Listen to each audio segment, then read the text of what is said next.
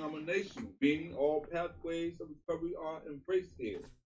Today, I would choose a universal recovery topic, and then we will discuss it. Typically, an all recovery meeting is not affiliated with any anonymous program, although we are likely to hear comments associated with 12 steps fellowship. All right, coming from a place of mutual respect and understanding, let's observe some basic meeting agreements. Number one, please respect the opinions and remarks of others. Number two, please no cross talking. Only one person speaks at a time. Number three, please turn your cell phones off or place them on vibrate. And the last one, number four, please refrain from the overuse of profanity in order not to offend others. Are there any announcements? Yeah, I want to let everyone know that the Recovery on Wheels for February 24th changed its location. Still going to be on the 24th on Wednesday, but it's going to be at the Deli and Pizza on 761 Landis Avenue in Bridgeton. Anything else? There's nothing else? Nope. All right, say let's begin by introducing ourselves, which we already did. All right, but it says how you introduce yourself is completely up to you. Once again, my name is Craig, and I am a recovery coach who are in recovery at this. All right, my name is Michael. I'm also one of the recovery coaches, and I'm also in recovery as well. Let's get ready. And I'm Karen, and I support recovery. All right, excellent. Okay, let's have a moment of silence to remember why we are here. Thank you. All right, this topic discussion meeting, and the topic I have chosen is. The topic today is relapse justification, taking care of yourself and dangerous emotions. These topics are provided from the Matrix Model Relapse Prevention Group handout, which is a HAZELDEN handout. If you guys would like that, you can leave it in the comment section that you would like a copy of this handout, and we will make it available to you free of charge. It is material that we have been going over for the last few weeks. It's definitely a good handout or workbook to use in the process of recovery. Again, if you would like this relapse prevention group handout that has been created and provided by HAZELDEN, we will make it available to you. Just let us know in some form or fashion. All right, excellent. So, since we got all that out the way, guys would like to begin. Let's get it on. Let's go. Who would like to start us off? You can go. I can go? All right. And so the first one is taking care of yourself. And it reads, addicted people often do not take care of themselves. You may not have enough time or energy to attend to health and grooming when you are using. How you look becomes unimportant. Health is secondary to drug and alcohol use. Not caring for oneself is a major factor in loss of self-esteem among people with an addiction. To esteem, something means to have value. You acknowledge its importance. What that's saying? It says recovering people need to recognize their own value. That's what it's actually saying. And I am in recovery, so I know that lifestyle. I once was in a state of addiction, and I know that, like the article reads, that becomes secondhand. However, I took care of myself, but from my perspective, I probably said, "Oh, I look good. Oh, I'm in good shape." But from people on the outside looking in, for people who's looking at me and seeing me at my lowest state, they probably said, "You know what? You need to get yourself together. You need a haircut. You need a shave." Because I was a mess. So let's be truthful. So that's what they were saying. So anything you would like to add, Mike, to that? Or? Yeah, it's also in the same field that other individuals were make the same type of statements. And it's crazy because one of the things my wife always used to tell me is I used to tell her, you know, that I was actually looking good and feeling good. And she was like, you look a mess. But, you know, that's how we see ourselves sometimes. And sometimes we got to take the advice of the people who see what our current state is at that particular time. And thank you. I'm sorry. Thank you for Miss Leslie Bailey on Facebook. She asked for a copy of the handout, and we will send it to you. I will personally make sure I send you the link for the handout so you can save for your own devotions or the own time you want to do study. And anybody out there who hears us, you can leave a comment in the comment section, and we will acknowledge you and thank you for participating and being part of what we do. Yep, we definitely appreciate that. All right, so I'll read some more, and it says, recovering people need to recognize their own value. In recovery, your own health and appearance become more important as you care more for yourself. Very important is part of starting to like and even respect yourself. That is major. Once you become sober and in the state of recovery, you become, you know, proud of the advancement that you. Yeah. Once I got myself together, I was really surprised and amazed how I was able to, you know, view life in a totally different perspective. It's like as if I had these glasses on dirty for years and years. And then somebody came along and gave me something to clean my glasses. I was like, whoa, I can see clearly now that the dirt and mud. That's awesome, because just sometimes we just be our vision of ourselves be cloudy, if you will. All right, and so we'll read more, and I guess we can. Freezing on me. Is it my connection? Yes. I don't know. No. Out a little bit. I don't know. Maybe probably. It says, attending to the following will strengthen your image of yourself as a healthy, drug and alcohol-free recovering person. What page you on? Huh? 37?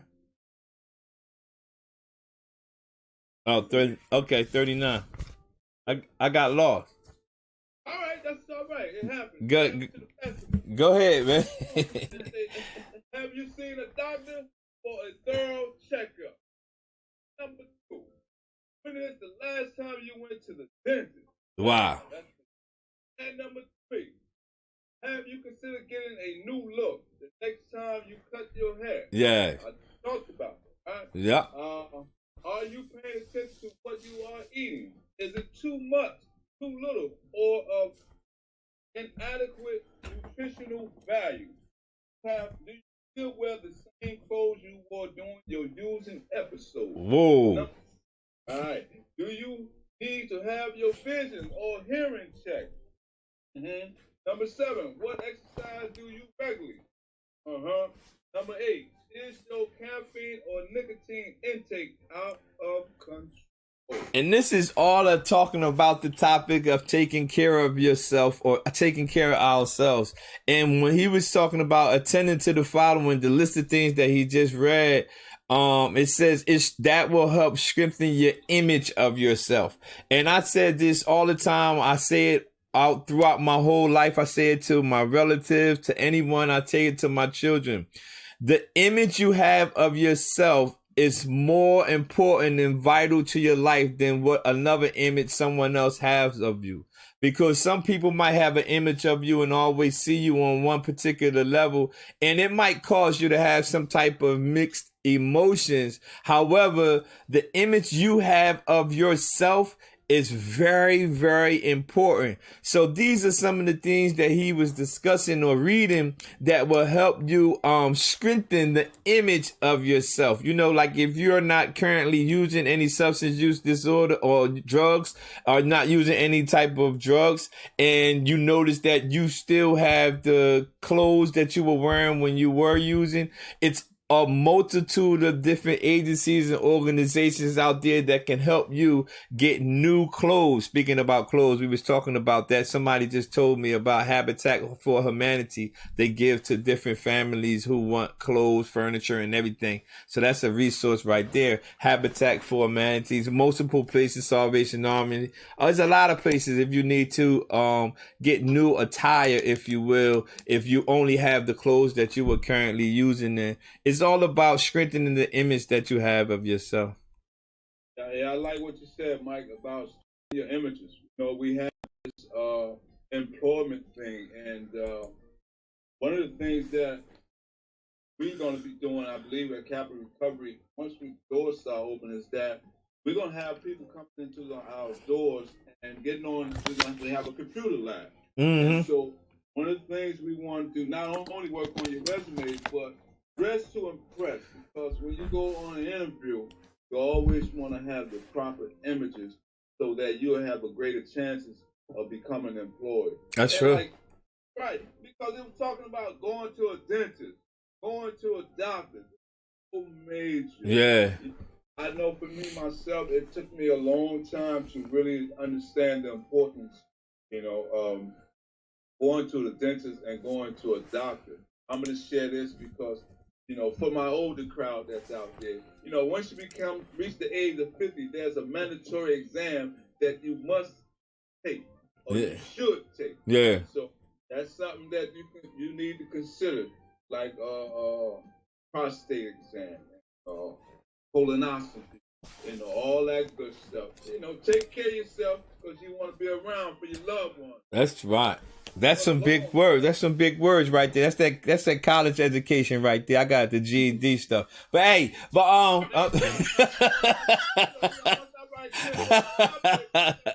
hey, that's some good information that he gave out right there. Just make sure you do. When was the last time, like the question he's asking, talking about when the last time you went to the dentist or when the last time you went to the doctors? Of course, we are not saying we're medical professionals, but we can give you advice on this about taking care of yourself. You don't have to wait till you're feeling some type of symptoms to go to the doctors. You can always go to the doctors for a general checkup, because sometimes I'm learning this from my wife. There are sometimes you have some sicknesses that will hit you later and they won't show any effects and stuff to your body or to your mind. So just do when you're taking care of yourself, think about going to get just regular checkups. I don't know if you should do it 3, 6, 9, and 12. I don't know, but every person should do that because it's very important in the process of taking care of yourself. This is not something for just people who have a substance use disorder. This is for people worldwide. You don't even have to have an issue with mental health, substance use. Just taking care of yourself is very important. I like may talk apart just a little bit longer. It's about eating healthy and nutritious. Like I in the office some days and I see Karen, she may have a yogurt, fruit, stuff like that. I be like, man, that's all right, you know. So then I see Mike, he got a salad. So now I'm working on some things. So, hey, listen, we hope to be some type of inspiration. That's right. Yeah, we're not just telling you about taking care of yourself. We strive to do the things necessary for our own physical body. So we're not just telling you something that we want you to do. We're actually trying, and we aren't saying we're the professionals. We're just saying at least we are mindful of things we put in our body and exercising and walking and things like that, because taking care of yourself is very important. And if I must say so myself, if one of the things that I pride myself in a good sense of the word, is being a good example. I want to be a good example or a good witness so when someone hear you saying something, they really can't discredit you when you constantly telling them to take care of themselves and do this. And you sitting there, they say, well, you don't do that. I say I do. So that's why I do motivational, show my videos of me in the gym and stuff, because I have so many people who complain about their body hurting, but they sitting on the couch. You got to get up. You got to do something. Walk, go on treadmill. You got to take care of yourself. You can't complain every day about my back, my neck, and then I ask you, what you doing? Oh, I'm laying on the couch. so Yeah. so taking care of yourself is vital. Hey, the other day we were talking in the office. Somebody said they want to play soccer. That was Karen, right? Love sports, so soccer is my exercise. So great. And so the last part it says, if addressing all these things at once is overwhelming, work on one or two items a week. Decide which are the most important and do them first.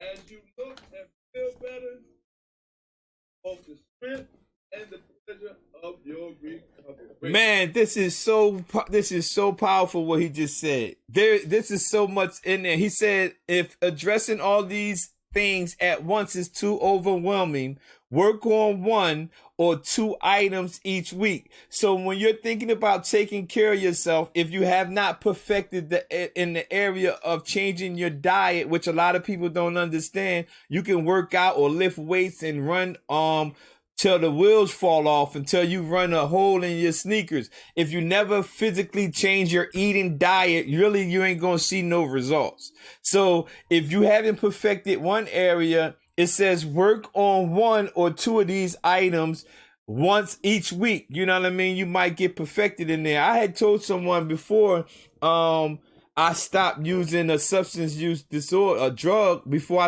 when I stopped using the drug, I was still smoking cigarettes, right? So I had stopped the drug part, the heroin and the crack, but I was still smoking cigarettes. And then when I went to a program that was a non-smoking program, then I stopped my cigarettes. What am I saying?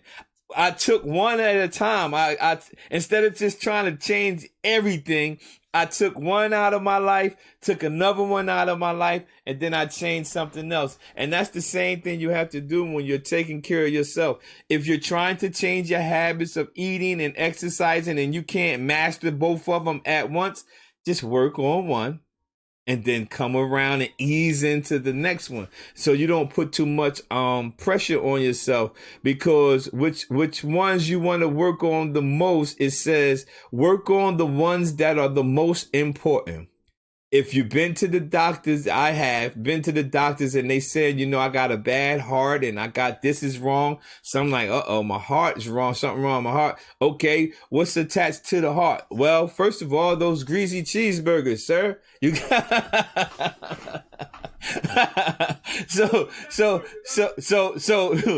the first thing I had to do was the most important part was taking all that grease out of my diet. You know what I mean? So in your individual lives, whoever's watching this now or watching this recording later, when you're trying to take care of yourself, don't put too much pressure on yourself. You will become overwhelmed. If you took some drugs activity out of your life, we commend you. We clap for you. We support you. Now start working on your dieting and then start working in on your meetings and all that stuff. You just don't overwhelm yourself, but you have to put whatever's the most important at the top.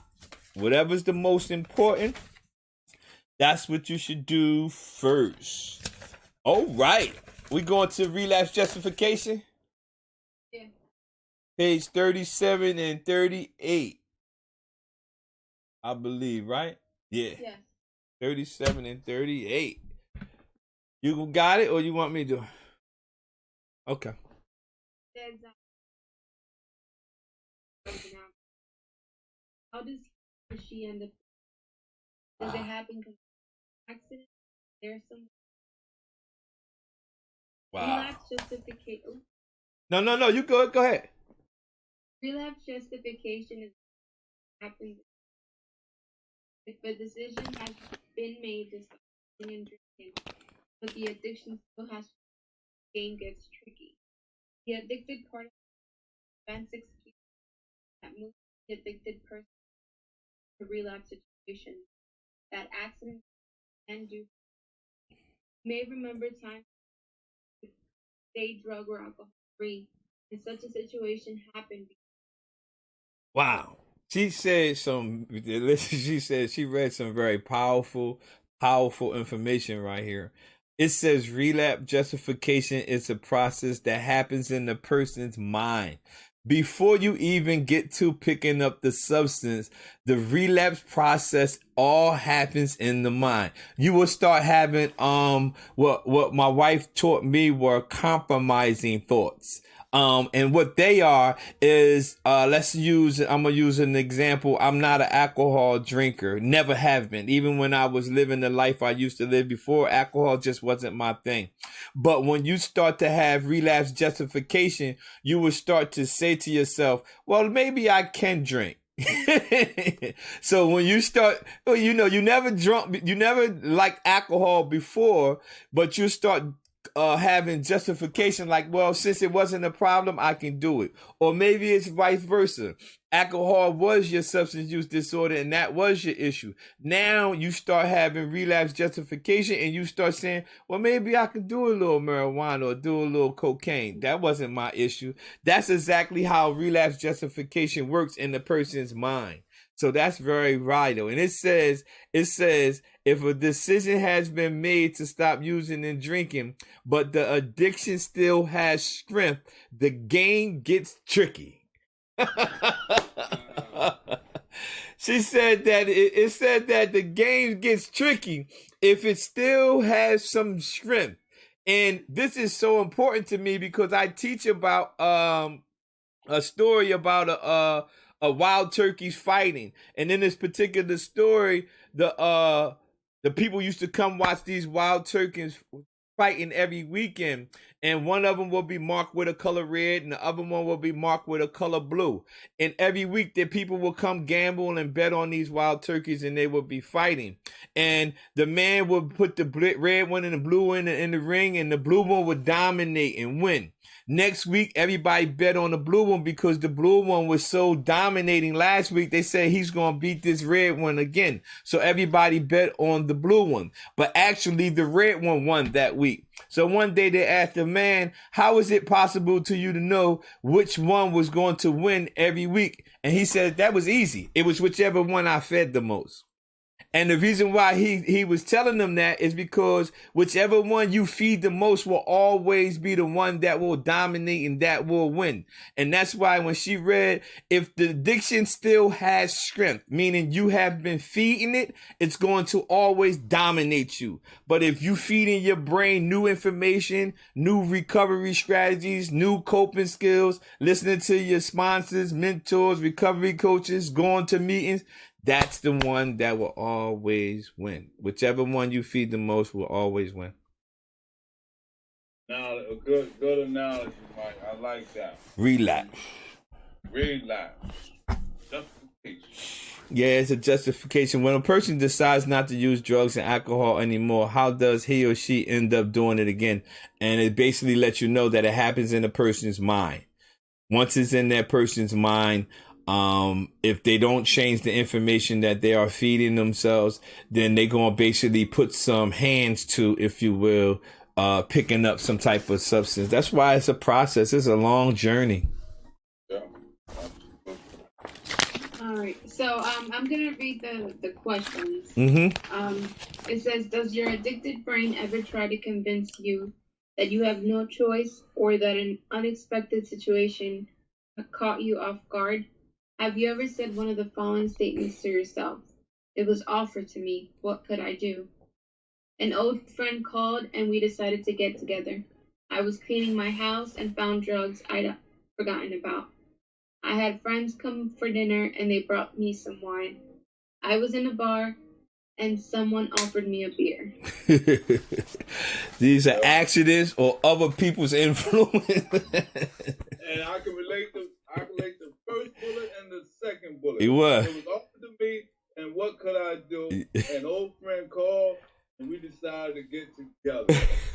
And I believe I shared this. I was standing in the big yard one day, and the guy came out. I was calling myself. I was 2 weeks clean on my own, but I didn't have the coping mechanism or the tools or the say no power at that time. And the guy came and he flashed a bag on me, and off to the races I went. So until I went to a therapeutic community, I learned how to learn certain things. I trigger urges and cravings and people, places, and things.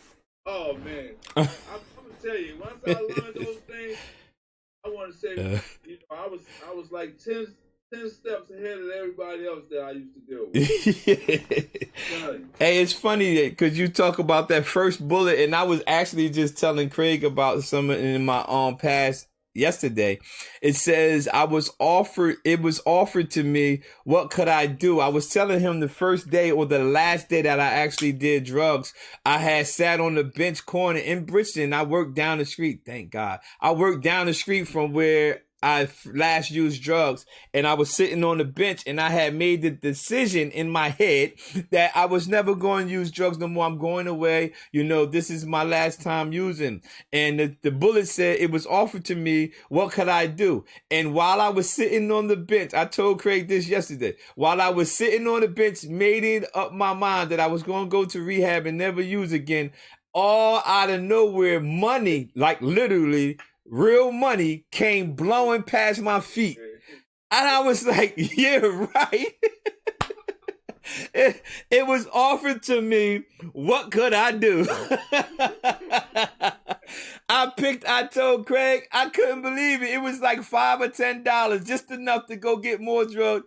It came past, it was offered to me. What could I do? So I had my relapse justification right there. I picked the money up, I told Craig, and I ran to the drug man and brought some more drugs. After I got high, I came back to the bench. Why did I come back to the bench? I wanted to see, was it any more money?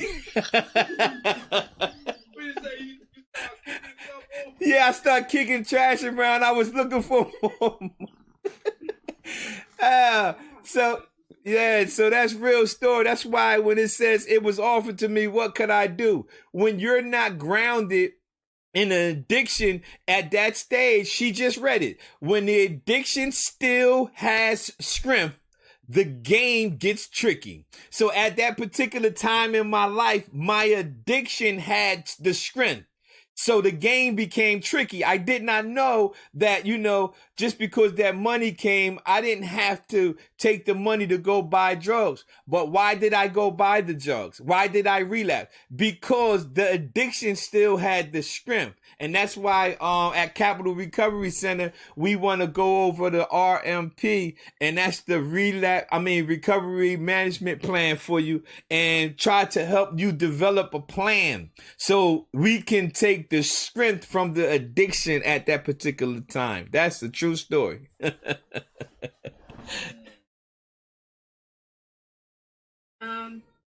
now it goes on saying the catastrophic events. Is there one unlikely major event that is the only reason you would use? What might such an event be for you? How would using drugs or alcohol improve the situation? Wow. Right there, she said, go ahead, Karen. Well, I was just going to make the bullet point. Oh, I was about to say, is there one unlikely major event that is the only reason where you would use? There is absolutely, my positively answer to that is no. You have to eliminate the option. There is absolutely nothing that could happen. We do have individuals at that time. I can't speak about other people. I would use things that she's about to read as my excuses. But really, they was just things that I used. I made up the decision in my mind to go back and use drugs. That's almost everybody. Will they use my spouse left me, or this happened, or that happened? Yeah, I believe they are excuses that people use for which actually does not justify something that happened. Again, I was talking to Craig about something me and my wife watched on Judge Judy. A guy was trying to purchase a car from a lady. He took the car for a test drive. He happened to get pulled over for swerving. He was telling the judge the reason why he got pulled over for swerving was because the steering wheel was something was wrong with the steering wheel. The cops actually towed the car, but the reason why they towed the car is because he had a suspended license for DWI. So the judge asked him, he says the reason why they took the car is because the steering wheel was loose and I was swerving. He said, so the judge asked him, you think if you had a valid driver's license, the steering wheel wouldn't have been swerving? You see, he was trying to justify the reason why they towed the car and say it was because of the steering wheel. And people in recovery or struggling with a substance use disorder, rather we want to admit it or not, use a host of things as the reasons for relapse, when really the relapse justification starts in our mind. A lot of things, if I may add, being in our addiction state, we are very cunning, conniving, very manipulative. Because our minds are very distorted with a whole bunch of ideas that, we have these grandiose ideas that, only if this would have happened, I wouldn't did this or this, that, or but once you become, like I was saying earlier, we become a better person. But there are many aspects of recovery. Not only substance use and addiction, but there are many other factors that we need to consider. A lot. And I believe we're going to touch on that today or when. We could do dangerous emotions. Dangerous emotions. Let's take it out with that. All right, sounds great. It says dangerous emotion. For many people, certain emotional states are red flags, feelings often viewed by people in recovery as the reason I use. It seems to people in recovery that if they could avoid ever feeling lonely, angry, and deprived, they would never relapse. The emotional trigger leads to automatic use. The most common negative emotional triggers are the following. We can each read one. Okay. I go first. Loneliness. It is difficult to give up friends and activities that are part of drug and alcohol using lifestyle. Being separated from friends and families leave people feeling lonely. Often non-using friends and family members are not ready to get together with the addictive person. They are not ready to risk getting back into a relationship that didn't work earlier. The recovering person is stranded between groups of friends, and the feelings of loneliness can become a driving force that move him or her back to using. All right, angry. Let's talk about angry, man. I know you guys heard angry man tomorrow. Let's talk about angry man. So anger is the intense irritability experienced in early stages of recovery can result in floods of anger that are, for many people, instantly triggering. Remember, I use that word triggered. The rage comes directly from the limbic area, the addicted brain. Once a person is into that frame of mind, it is a short trip to drug or alcohol use and possibly a long trip back to rationality of mind. Wow. The third one is deprivation. Becoming drug and alcohol free is a real accomplishment. Usually, recovering people feel very good and proud about what they have been able to do. Recovery is a positive thing. Sometimes situations exist that make recovering people feel like they have to give up good times and good things. Recovery becomes a negative state. It becomes a sentence, something to be endured. Feeling that using behavior is positive, sober behavior is negative, quickly leads to relapse. Wow, that's all positive stuff right there. Powerful stuff. It says that sober behavior is negative. When we start feeling that using behavior is positive and sober behavior is negative, when things like that come, you know that these are dangerous emotions. Like being sober, I'm lonely, I'm angry, and all these things like that. Being sober becomes negative. sober behavior becomes negative. But these are things that you're going to have to work through and fight through, because I got to be honest with you. At the first couple of years of my sobriety, and I'm going on 13 years in August, the first couple of years, I wasn't truly convinced about living the recovery lifestyle. But the thing that I made up in my mind is to just keep going forward. So you got to remember, sober behavior is negative. Is not negative. It's just that when you having these thoughts like that, these are called dangerous emotions. You got feeling emotions about this, emotions about that. You're feeling lonely. You notice that actually when we are actively using, we never had a lonely day. It was never, I never ever heard somebody when I was actively using say I'm lonely. Never. These emotions are dangerous because these are emotions. And the reason why is because our emotions, I believe, are suppressed when we're using our substances out there. When whatever substance we're using, it suppress our emotions. And when we get the substance out of our body, now we're dealing with all these different emotions, and those emotions become dangerous. Nobody ever told me when I was doing heroin and crack, hey Mike, yo, I'm lonely. I never ever heard it. I never heard it. Never ever heard it. I only hear those type of conversations when we are trying to walk in our recovery and our sobriety. It's so important to learn how to identify these emotions, because a lot they are suffering from what's called dual diagnosis. Yeah. Either mental health along with the substance practice. So a time people masking emotions, making them self-medication, intoxication. Yeah. So, all right, that sounds great. Yeah. So at Capital Recovery Center, again, we are here to assist individuals in their recovery, to connect you to the resources that you possibly may need, help you develop a recovery management plan, some type of plan to put into action. You can join our meetings, or you can contact us if you have a loved one that probably needs some type of substance use treatment or need a recovery coach. We are always here for you in our community. Just connect with us no matter how you want to connect with us. All right. And so in closing, we have a unique way of closing. I would like to thank you all for coming today. We close all recovery meetings with a positive affirmation about ourselves, followed by a moment of silence to remember why we are here. And I'll begin.